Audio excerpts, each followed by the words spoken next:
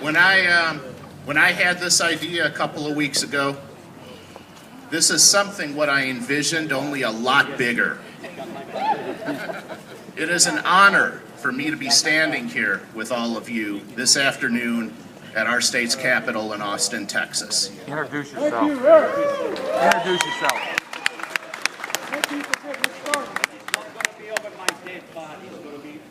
Right now, know that this is going on in 49 of the 50 states.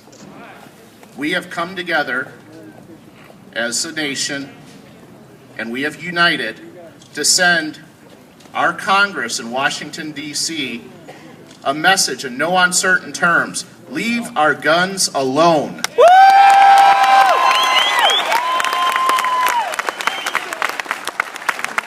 Guns are not the problem.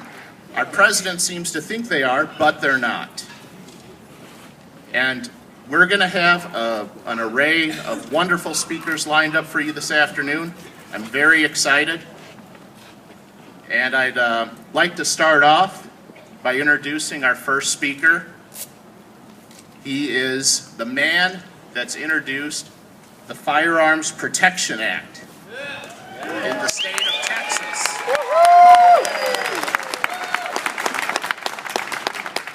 Please welcome Steve Toth.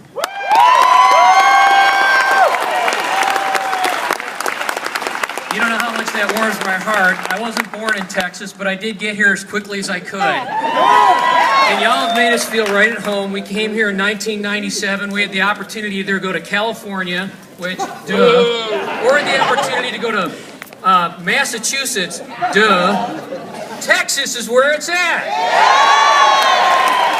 I had a speech, but I'm just going to speak to you guys from my heart. I appreciate the fact that we started this time out honoring the moms and dads that have lost their kids at Sandy Hook.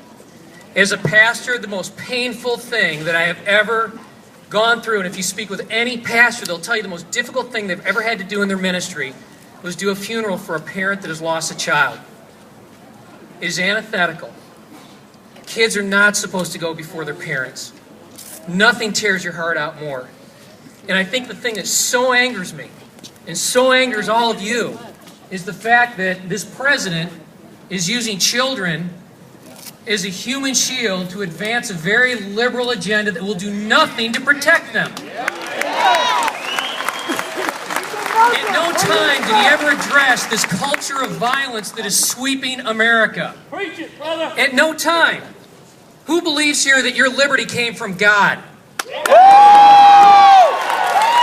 If we want to know the liberty of God, then we as a people need to turn back to God. Amen. We've kicked him out of our schools, we've kicked him out of our government, and we expect that we're going to experience the liberties of God and the blessings of God, and we won't.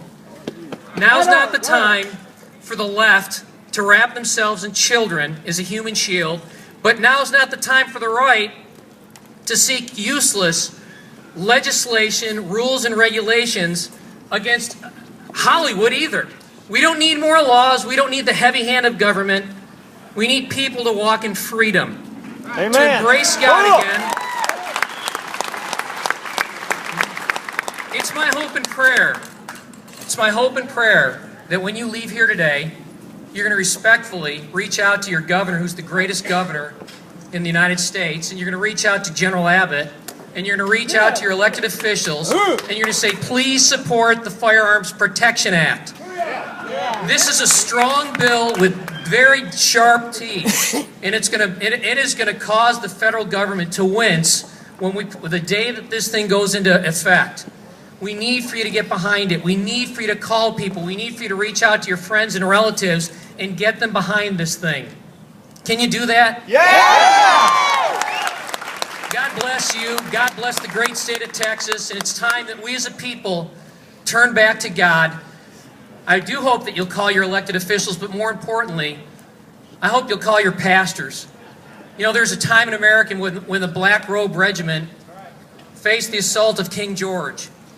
And it was the Black Robe Regiment, it was the pastors in our churches that stood for the pulpits and reminded us that our freedom comes from God. It was for freedom that Christ set us free. Amen. We've got to get back to that as a country. And when we do, when the church starts preaching the truth of Jesus Christ, instead of a shadow, a foe of the gospel, that America will turn around and God will heal our land. God bless you. God bless you.